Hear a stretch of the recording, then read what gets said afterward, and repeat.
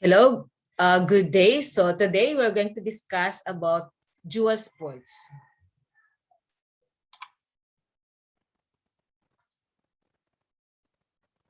Okay, so these are the learning objectives. Define dual sports and identify different dual sports. Okay, dual sports is played by two persons striving against one another. So one of the example of dual sports are the following. Number one, tennis. Tennis is a racket sport that can be played individually against a single opponent or between two players each.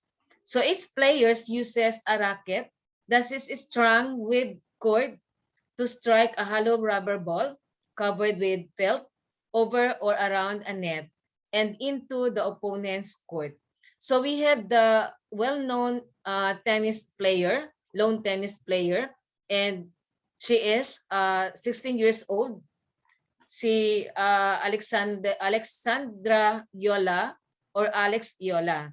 So actually, the recent competition, he won an amounting to 700,000 pesos for an open tennis competition.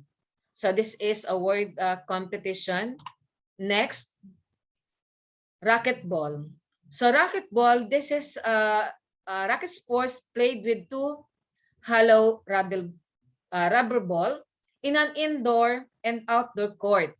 So this is a game similar to handball that is played on a four-walled court with a short-handled racket and a larger ball. So this is a much easier game compared to lawn tennis because this is being played on an indoor, or it can also be played on an outdoor. But the players faces the same direction, facing the wall, and then trying to hit the ball with the racket alternately. Okay? So sometimes it is known as pelota. Next is wrestling. So this is a combat sports involving grappling type techniques such as clinks, fighting, throws, and takedowns. So joints, lock, pins, and other grappling holds. So they can be either theatrical or for entertainment, such as professional wrestling or genuine competitive. So di ba, if you watch wrestling competition, talagang sometimes it looks like theatrical, parang drama. And sometimes it is genuine or real talaga yung competition nila. But this time, I just don't know. I was able to watch a competition wherein one is a female and the other one is a male, which is very big. So if you are going to watch this, parang it was really degrading on the part of the female competing against men, of course, because of their strong build, muscle, strong muscle, big and strong muscle. So definitely, the female will lose in this competition. So we call it as mismatch naman talaga yung competition. And sometimes it is very degrading on the part of the female. Nakakaawa yung ganitong klaseng competition. Hindi ko alam kung bakit may mga tao na they really enjoy watching this kind of competition na hindi naman talaga siya match. So kapag male, dapat female, male din naman. While kung female yung player, so female naman dapat yung kalaban niya. Okay, so next, we have badminton. So this is a racket sports played using racket to hit a shuttlecock across a net. Although it may be played with larger teams, the most common forms of the game are single and double.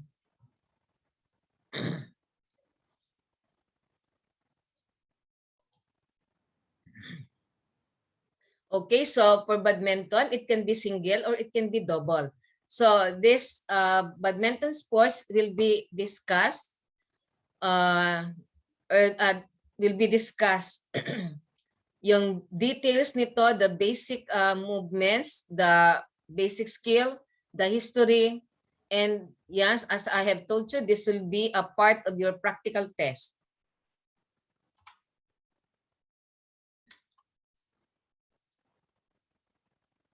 Okay, next is Muay Thai. So this is a combat sports of Thailand that uses stand-up striking along with various clinching technique. So this discipline is known as the art of 8 limbs, as it is characterized by the combined use of fists, elbows, knees, and shins. So yan, medyo mas masakit yung yung tama nito. Kasi 'di ba, pwede yung gamitin yung tuhod, yung yung legs, saka yung fist and the elbow. So hindi masyadong protected yung yung mga parts na pwedeng gamitin. Next is boxing. So this is a combat sports in which 2 persons, usually wearing protective gloves, throw punches at each other for a predetermined amount of time in a boxing ring. So yung video pala na nakikita nyo is kickboxing to, kaya nakita nyo na tinira yung ginamit yung paa. But in boxing, using of other parts of the body is not acceptable. Only the fist ang acceptable, and yan, this is covered with the gloves, and there will be around 12 rounds. So we are very known in boxing because of our boxing legend in the name of Manny Pacquiao. So Philippines was known in other part of the world because of Pacquiao, because of Manny Pacquiao. And there are also several boxer na mga talented, and soon they will be a successful player. Okay, next is Taekwondo. So this is a Korean martial arts characterized by its emphasis on the head-high kick, jumping, spinning kicks, and fast kicking technique.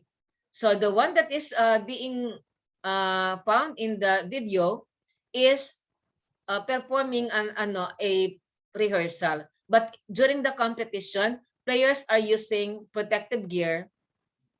So ayan sa Taekwondo, kasi 'di ba delikado naman yung yung sports. Medyo delikado yung mga combative sports. Next is chess. So this is a 2-player strategy board games played on a chessboard, checkered game board with 64 squares arranged in an 8x8 grid, and the game is played by millions of people worldwide. So this is believed to have originated in India sometime before the 7th century, and the chess master at this time is no other than Wesley Su, and he is also a Canadian, Filipino-Canadian, but he is now representing Canada, not the Philippines, because the Canada offer him yung makapag-migrate yung makapag-migrate, I mean America. Wesley Su was offered with with America to migrate sa America and offered a high paying salary for his skill, and yan yung skills niya, and siya yung grandmaster na i-consider this time. So it is the America ang dinadala niya. So kasi we do not have enough funding for different events and different sports. But luckily this time, di ba, there's the government give them enough funding. So during that time, kaya umalis siya dito kasi hindi masyadong nabibigyan ng focus yung sports. Pero this time, positive naman yung mga yung mga feedback pagdating sa Philippine Sports Commission. Okay, next, fencing. So it is a group of 3 related combat sports. The 3 disciplines in modern fencing are the foil, the ipi, and the sabre. So this foil is a sword that can be flexed. Tapos yung ipi, bale ano siya, medyo matigas yung ipi. And then katulad din yung sabre. Ito yung mga materials. That is the different event using different types of materials. Yan, to determine the winner, the parts that are being hit by the opponents, yung mga points na yun ang binibasean to determine the winner. And one of the famous player na nag-represent ng Philippines is si Richard Gomez. And then this time, her daughter is also a player in fencing. So next, billiards. So I'm sure everybody knows about our billiard legend, and in the name of Efren Bata Reyes. Just the same with Manny Pacquiao, Philippines are well known when it comes to billiard because of Efren Bata Reyes. So during the SEA Games, you were able to witness that several Filipino athletes represent or present during the opening event of the SEA Games. So si Efren Bata Reyes, siya din yung maraming trophy na na-receive because of billiard. And hindi na sana siya sasali dun sa SEA Games, but yung event na sinalihan niya is walang iba na nakukuhang player para doon. So that is why he represent Philippines. So dami niyang award, and actually he is also included in the Guinness World Record.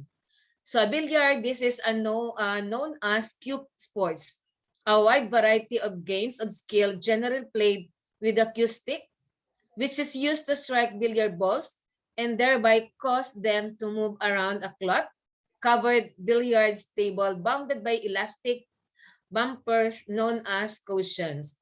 So dito sa billiard, 'di ba, may tinatawag kayong 9 balls. So yung iba, iba yung ginagamit nilang bola, pero dito sa sa 9 balls, or sometimes known as pool, 3 balls na white and yellow, and ayan, 9 balls siya lahat. And then yung bola has may mga numbering siya.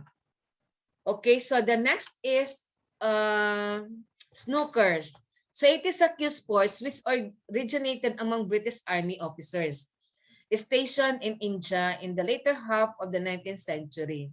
So it is played on a rectangular table covered with a green cloth or base with pocket at each of the 4 corners and the middle of its long side. So the ball contains around 22 pieces. So yung 22 pieces na yon are distributed. So merong red, 15 pieces na red, may yellow, 1 piece na yellow, 1 brown, blue, pink, black, and green. A total of 22. Next is Sikharan. Sikharan is a Filipino martial arts that involves hand and mostly foot fighting. As Sikharan is a general term for kicking, which is also used as the name of the kicking aspect of other Filipino martial arts. So this article discusses the distinct art, which is especially practiced in Rizal province, that focuses almost exclusively in kicking. So from the word Sikharan, so this is not yet included in Olympic Games. This is found in the Philippines, originated from us. So hindi pa siya kasali sa SEA Games or Olympic Games. So next is table tennis. Table tennis is also known as ping pong. So a sports in which 2 or 4 players hit lighter weight ball back and forth across a table using a small racket. So the games takes place on a hard table divided by the net. So it can be a single or it can be double. Next will be Arnis. Arnis is also known as Kali or Eskrima. Is the national sports and martial arts of the Philippines. So there are roughly interchangeable umbrella term for the traditional martial arts of the Philippines. So yung nakikita ninyo na video during the competition, hindi naman talaga actually ganyan. So that is just a practice. During the competition, the players make use of body protector if that is combative sports. But if that is an anyo, that is another form of a competition, but they are not choosing the stick. Weapon yung ginagamit nila.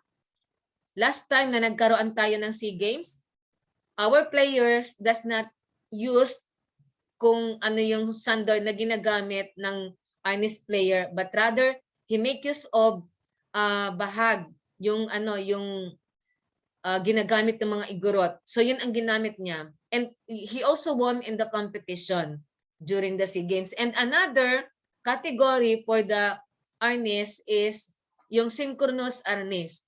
So there are several players that perform Arnis na with the music, and of course magkakasabay-sabay sila, and also depende dun sa choreography nila. So meron tayong anyo, meron tayong combative, at meron tayong synchronous Arnis. So please be ready with the quiz. Wait for further announcement. Thank you so much.